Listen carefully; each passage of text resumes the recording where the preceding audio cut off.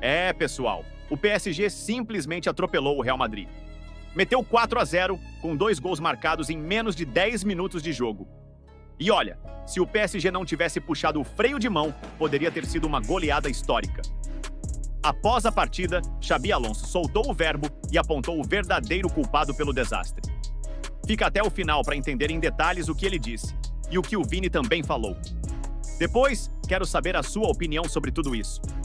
Sinceramente, foi feio. Horrível até.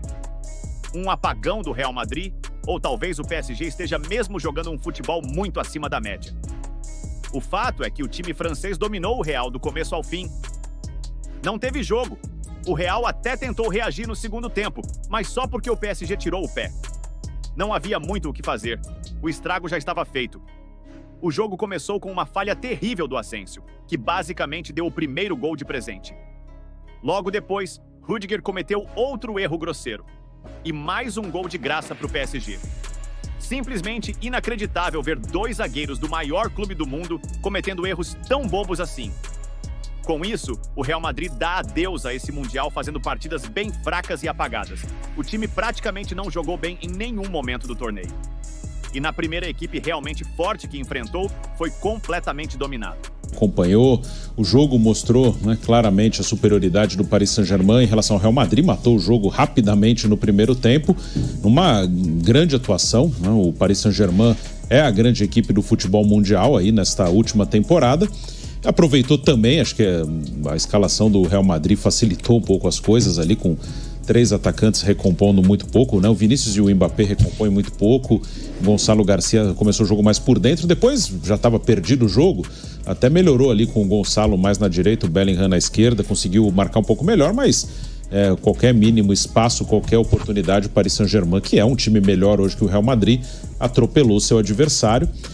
O Paris Saint-Germain ele é o grande time do mundo, era o favorito a ganhar, mas claro, você tem um duelo com o Bayern de Munique nas quartas, um duelo com o Real Madrid na semifinal e agora tem uma final com o Chelsea, né? Você sempre espera, né? O Bayern de Munique não é um adversário fácil. O Real Madrid é um grande time, claro, o Paris Saint-Germain hoje é melhor, mas o Real Madrid pode encarar, pode conseguir alguma coisa, pode vencer o jogo, mas isso não chegou nem perto de acontecer. O jogo do Bayern foi mais complicado, mas o Paris sempre melhor.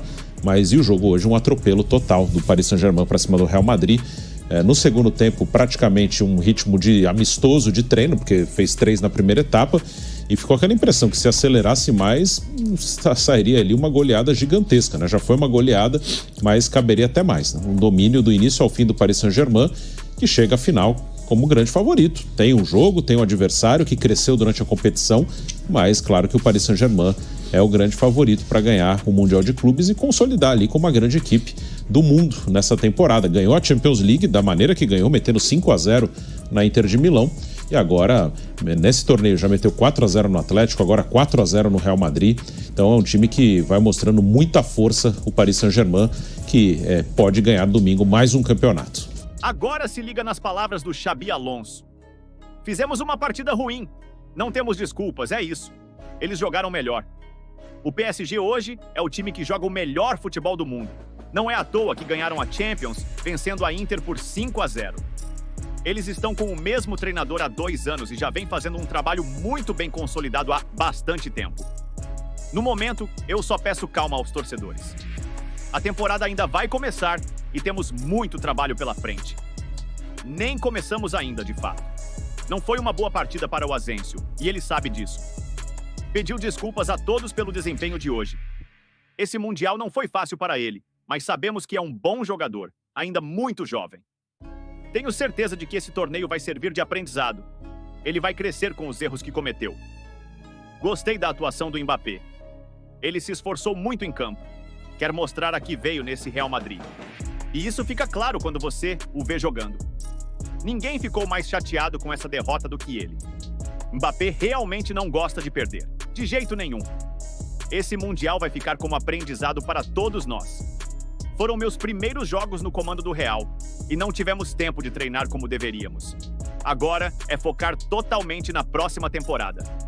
Acredito que com todos os jogadores que temos, somos capazes de conquistar muitos títulos. E vamos trabalhar muito para isso. Real Madrid estou uma bola no gol. Uma no primeiro tempo todo. No segundo tempo, aliás, chutou só uma também. 2 bolas o jogo inteiro. E no primeiro tempo, o Paris Saint-Germain meteu 7 bolas no gol. Teve 4 oportunidades claras, fez 3. Você viu que o Kvaratskhelia cortou e bateu errado, ele poderia ter feito o gol. Erros primários do time do Real Madrid. Claro que a maneira como o Paris Saint-Germain joga, ele ajuda a forçar o erro. Mas o erro do Asensio e o erro do Rudiger era um negócio assim, né? O time, ele furou a bola. E o Xabi Alonso demonstrou claramente que o time estava tenso. Ele levanta e começa a gritar, calma, tá, porque não... O que ele podia fazer? O time todo sendo envolvido, o time do Real Madrid tocando bola. Meu Deus do céu, os meias, né? O Vitinha, o Fabiano Ruiz, o João Neves, o time chegava, os 2 laterais, nossa, eu até cheguei num momento de certo deslumbre e falei, tanto o Hakimi como o Nuno Mendes poderiam jogar na Ponte Preta. Né? No Flamengo, no Corinthians. Cara, é um absurdo, né? O Valverde, ele jogou torto.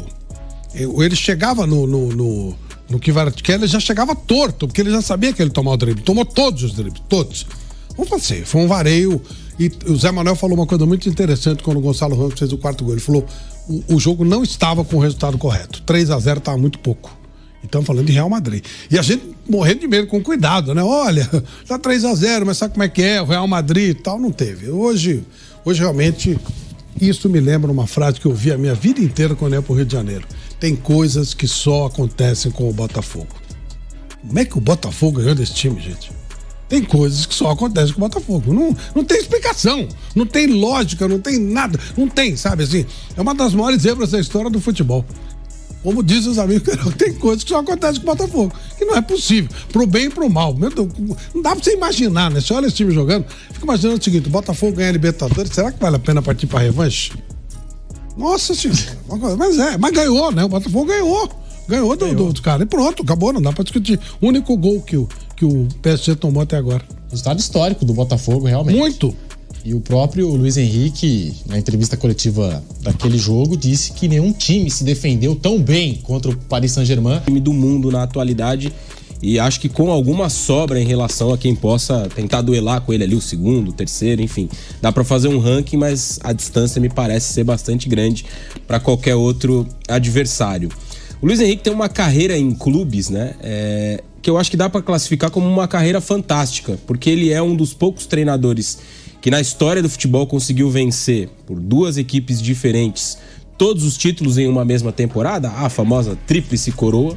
Ele fez isso com o Barcelona na temporada 14-15, ganhou Champions, campeonato e Copa, e repetiu isso com o Paris Saint-Germain nessa temporada, e no domingo ele vai colocar mais uma cereja no topo desse bolo ao vencer a Copa do Mundo de Clubes, que é o que me parece quase que inevitável, mas a gente também vai chegar lá.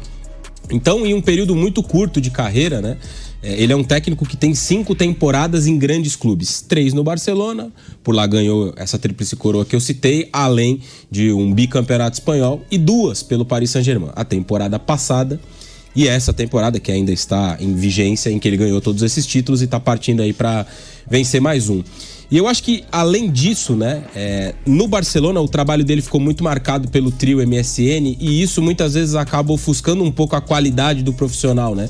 Muita gente vai avaliar e dizer, mas ganhou porque tinha Messi, Suárez e Neymar. Também, mas não só isso, né? Era um Barcelona muito forte nas mãos do Luiz Henrique.